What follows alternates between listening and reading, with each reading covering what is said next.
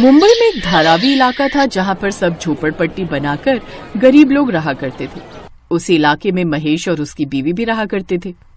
उसका एक 10 साल का बेटा था जिसका नाम उन्होंने बड़े ही प्यार से अमिताभ बच्चन की वजह से विजय रख दिया था। अरे विजय की मम्मी, रात हो गई है, जरा अपने हाथ के गर्मा गर्म बढ़िया मस्त चाय तो बना दो। अभी बनाती हूँ, तब तक आप विजय के साथ खेलो। तभी वहाँ पर पड़ोस की झोपड़पट्टी में रहने वाली एक 8 साल की बच्ची रागिनी आ गई। अंकल, आप लोग अकेले ही खेलोगे क्या? मुझे नहीं खिलाओगे? रागिनी आओ, हम लोग मिलकर खेलेंगे। विजय, मैं तो मजाक कर रही थी, मैं यहाँ पर खेलने नहीं आई हूँ, मैं तो आंटी से थोड़ा दूध लेने आई हूँ। हाँ बेटा, अंदर आओ, देखो दूध रखा है, जितना चाहिए ले लो। रागिनी अंदर गई, उसने दूध उठाया और वहाँ से जाने लगी। तभी उसने पलटकर विजय की तरफ देखा और मुस्कुराते हुए कहा, विजय, मैं कल दिन में आऊंगी, फिर दिन में हम लोग खेलेंगे। ठीक है रागिनी, लेकिन कल जल्दी उठ जाना, हमें जल्दी स्कूल पहुँचना है। ठीक है विजय, बाय। रागिनी वहाँ से चली गई, लेकिन विजय का पिता महेश और उसकी पत्नी एक दूसरे को देखकर मुस्कुराने लगे।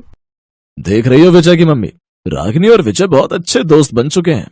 हाँ, देख रही हूँ, विजय बिल्कुल आप पर ही तो गया है। तो इस तरह विजय के परिवार और रागिनी के परिवार वालों की बहुत अच्छी दोस्ती थी।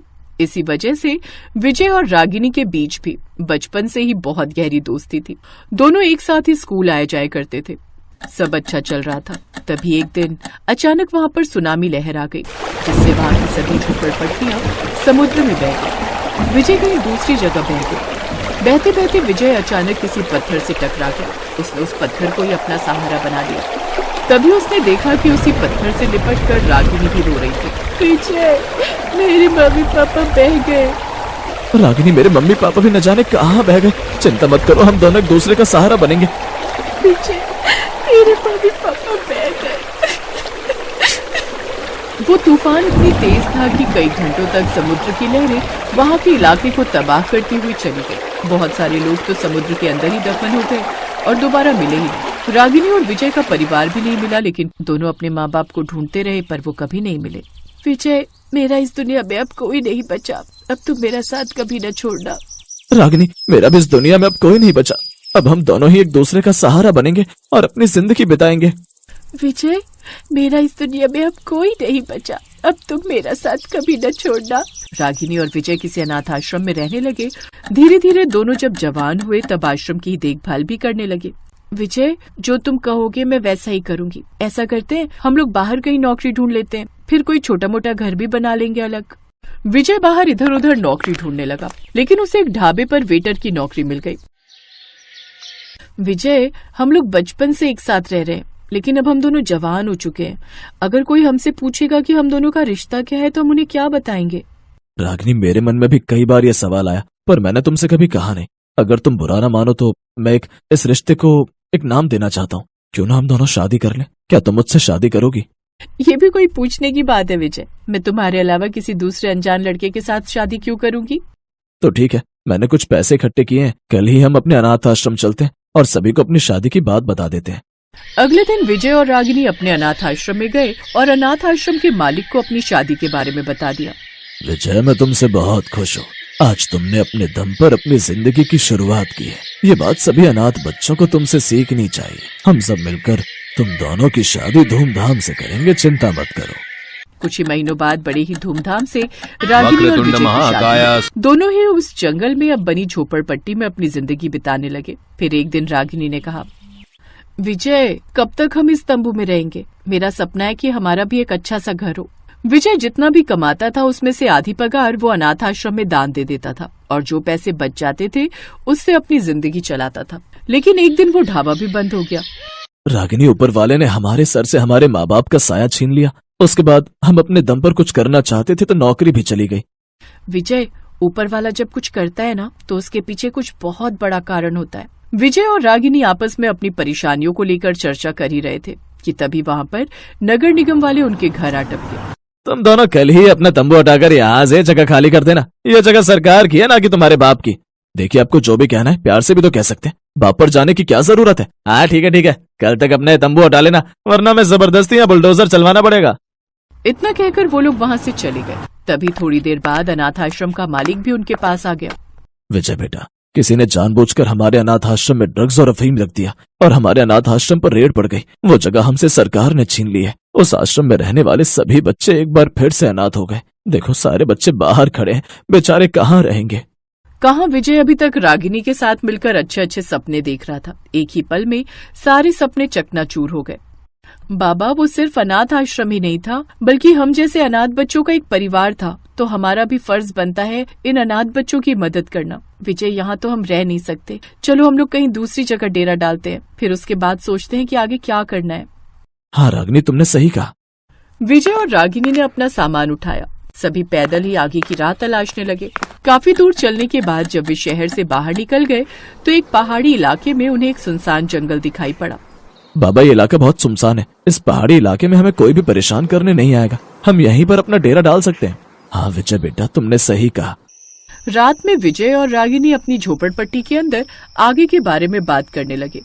रागिनी, देखो एक पल में क्या से क्या हो गया। आज हमारी सुहागरात थी। मैंने सोचा था कि मैं खूब पैसे कमा लूंगा और हमारा भी शानदार बेडरूम होगा, हमारा भी बहुत अच्छा बंगला होगा जिसमें मैं सभी अनाथ बच्चों को रखूंगा। पर सारे सपने टूट गए। यही सब बातें करते करते विजय और रागिनी सो गए। तभी अचानक रागिनी और विजय दोनों को एक साथ एक सपना आया। उनके सपने में महेश के माता पिता और रागिनी के भी माता पिता थे। बच्चों, हमें जानकर बहुत खुशी हो रही है कि तुम दोनों ने आपस में शादी कर ली और अपने साथ साथ बहुत सारे अनाथ बच्चों की देखभाल कर रहे हो। इसीलिए परमात्मा ने हमें तुम्हारी मदद करने के लिए भेजा है। तभी अचानक पीले रंग की बहुत तेज रोशनी हुई, लेकिन जब उन लोगों ने अपनी आंखें खोली तब वो लोग उस झोपड़पट्टी में नहीं बल्कि सोने और चांदी के बेड पर थे। विजय सोने के बेड पर था और रागिनी चांदी के बेड पर। विजय, ये सब क्या हो गया? मेरे सपने में हमारे माँ बाप आए थे। क्या तुमने भी ऐसा सपना देखा?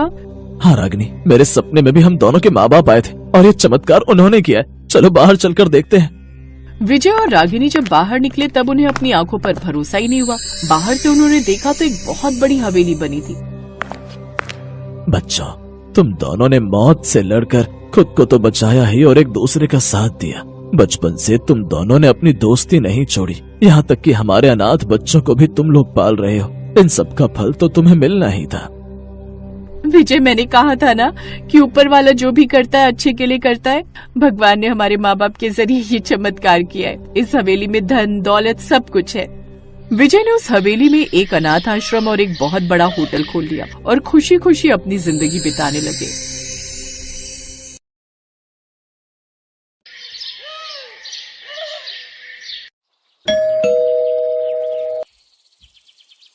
अरे कमला, मेरा छोटा बेटा कुछ दिन पहले ही विदेश से लौटा है। सोच रही हूँ अब उसके भी हाथ पीले कर दूं।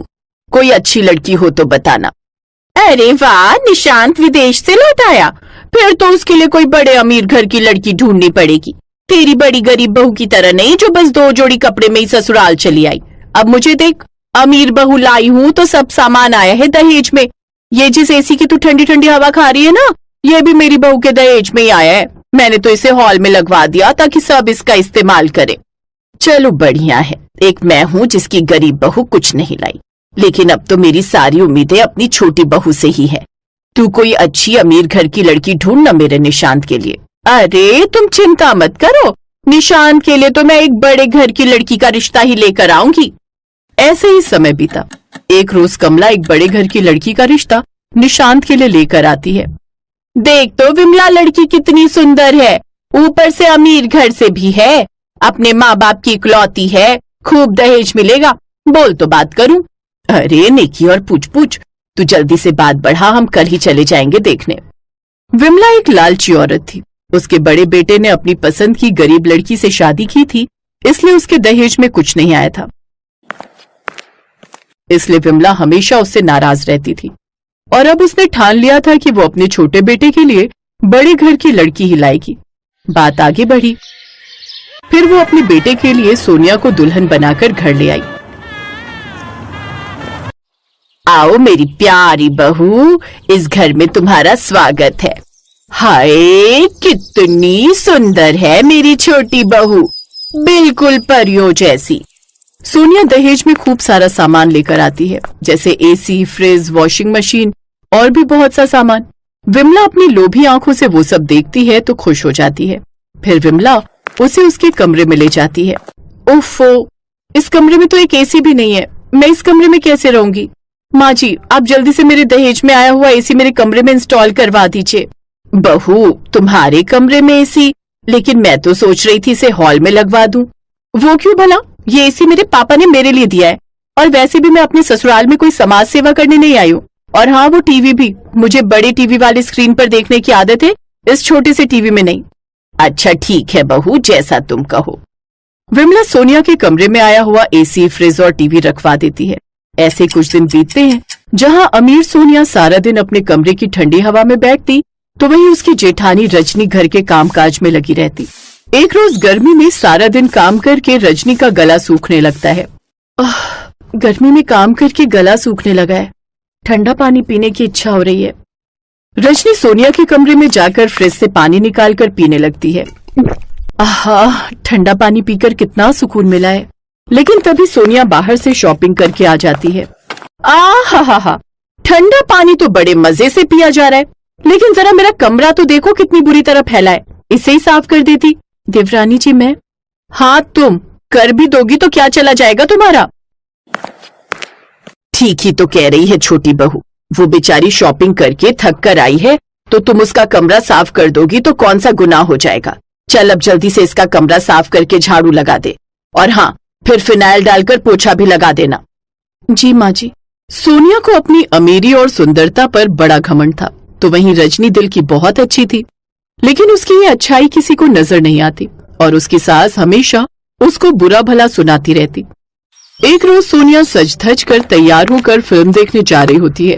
उसे देख रजनी ने कहा, देवरानी जी, मुझे भी बड़े दिन हो गए बाहर गए हुए, और मैंने तो आज तक सिनेमा हॉल भी नहीं देखा। अगर आपको बुरा ना लगे तो क्या मैं भी आपके साथ चलूं? तुमने अपनी शक्ल भी देखी है, ऊपर से कपड़े तक पहनने का सेंस तो है नहीं तुम्हें। अगर मैं तुम्हें अपने साथ ले कर गई तो जानती भी हो मेरी इतनी इंसल्ट होगी, इसलिए ज्यादा बकबक मत करो और वही करो जो तुम्हारी औकात है, इस घर के काम। सोनिया के चिल्लाने की आवाज सुनकर विमला वहां जाती है। क्या हुआ? मेरी अमीर बहू गुस्सा क्यों हो रही है? फिर सोनिया विमला को सारी बात बताती है। ये सुनकर विमला को गुस्सा आ जाता है। तेरी हिम्मत कैसे हुई छोटी बहू से ऐसा कहने की? अरे तूने अपनी काली शक्ल देखी भी है? ना जाने वो कौन सी मनहूस घड़ी थी जो मैं तुझे अपने घर की बहू बना कर ले आई। चल जा, घर में इतने सारे काम पड़े हैं, उन्हें खत्म कर, फिल्म देखने जाएगी मनहूस कहीं की। रजनी रोते हुए वहां से चली गई और घर के काम करने लगी। गरीब और काली रजनी के साथ हमेशा ऐसे ही होता था। ऐसे ही समय बीतता है। कुछ समय बाद दोनों बहुओं का जन्मदिन आने वाला था। उन दोनों का बर्थडे एक ही दिन आता था। विमला अपनी छोटी बहू के लिए महंगी सी साड़ी लेकर आती है। ये ले सोनिया बहू, तेरा इस घर में पहला जन्मदिन है ना, तो उस दिन तू ये साड़ी पहन लेना। ये साड़ी माँ जी? क्यों, पसंद नहीं आई क्या? सोनिया बुरा सा मुंह बनाते हुए कहती है। नहीं, इतनी बुरी भी नहीं है। लेकिन वो क्या है ना, शादी के बाद ही मेरा पहला बर्थडे है ना, तो डैड ने मेरे लिए स्पेशल चांदी का सूट बनवाया है एक महंगे फैशन डिजाइनर से, तो इस बार तो मैं वही पहनूंगी। हे राम, चांदी का सूट? फिर तो मेरी बहू उसमें बिल्कुल परियों जैसी लगेगी। घर के कामों में लगी हुई रजनी उनकी बातें सुन रही थी। उसे ये जानकर बहुत बुरा लगता है कि उसकी सास उसके लिए कुछ भी नहीं लाई। जन्मदिन तो मेरा भी है, लेकिन माँ जी मेरे लिए आप कुछ नहीं लाई। अगर एक सस्ता सा सूट मेरे लिए भी ले आती तो मुझे कितना अच्छा लगता। ए काली कलूटी गरीब कहीं की, तुझे कितनी बार समझाया है तू इस घर की नाम की बहू है, लेकिन औकात तेरी नौकरानियों जैसी है। आहा, सूट चाहिए महारानी को, जैसे तेरे बाप ने तो मुझे संदूक भरकर खजाना दिया है ना। और अब मुझसे खुद को कंपेयर करना बंद करो। और हाँ, माँ जी ने मेरे पहले बर्थडे के लिए बहुत सारे लोगों को इनवाइट किया है, तो जन्मदिन के दिन सारे घर की सफाई करके उसको सजाकर और अच्छे अच्छे पकवान बनाकर तुम यहाँ से निकल जाना, समझी? क्योंकि मैं नहीं चाहती कि मेरी फ्रेंड्स को पता चले कि तुम जैसी गरीब और काली औरत मेरी जेठानी है। उस दिन रजनी बहुत रोती है। उसका पति मनीष दूसरे शहर में नौकरी करता था, इसलिए उसकी तरफदारी करने वाला वहाँ कोई नहीं था। सुबह जल्दी उठकर रजनी सारे घर की सफाई करती है, फिर सारे घर को दुल्हन की तरह सजाती है, जिसके बाद वो तरह तरह के पकवान बनाती है।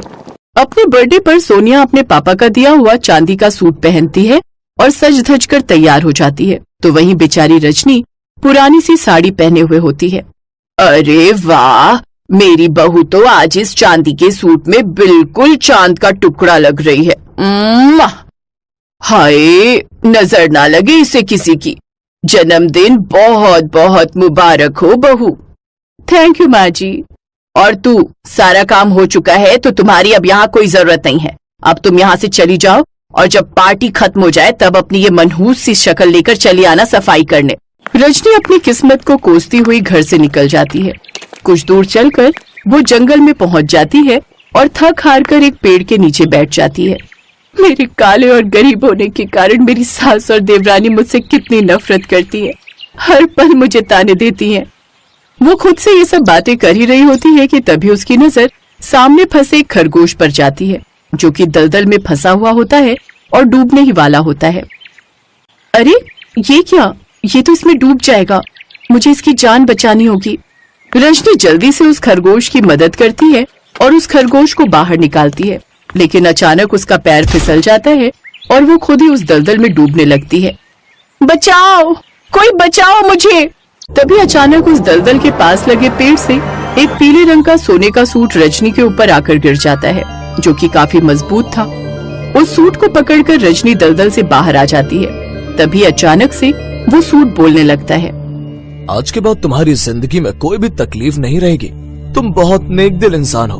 तुमने अपनी जान खतरे में डालकर उस खरगोश की जान बचाई है। अरे ये क्या, तुम तो बोलते भी हो, भला ये कैसा चमत्कार है? हाँ, मैं एक जादुई सोने का सूट हूँ जो परीलोक से आकर इस पेड़ पर फंस गया था और तभी आजाद हो सकता था जब मैं किसी नेक दिल इंसान की मदद करूँ और उसके पास ही रहूँ। अब तुम एक बार मुझे पहन कर देखो, तुम्हारी सारी तकलीफें खत्म हो जाएंगी। उसकी बात मानकर रजनी उस सूट को पहन लेती है, जिसे पहनते ही वो बहुत ही खूबसूरत हो जाती है। रजनी बहुत खुश होती है। वो सोने का सूट पहनकर अपनी देवरानी की बर्थडे पार्टी में पहुंचती है, जहां सभी उसे देखकर हैरान रह जाते हैं। ये क्या, तुमने सोने का सूट पहना है और तुम इतनी खूबसूरत कैसे हो गई? रजनी सबको सारी बात बताती है। ये सुनकर सोनिया चिढ़ जाती है। अब उस सोने के सूट की मदद से रजनी खुद का बड़ा घर बना लेती है जिसमें ऐशो आराम की हर चीज होती है। अब उस घर में वो अपने पति के साथ खुशी खुशी रहती है। हेलो दोस्तों, कैसे हैं आप सब? हमारी कहानियाँ देखने के लिए हमारे चैनल को सब्सक्राइब कीजिए और हाँ, बेल आइकॉन पर क्लिक करना मत भूलिएगा।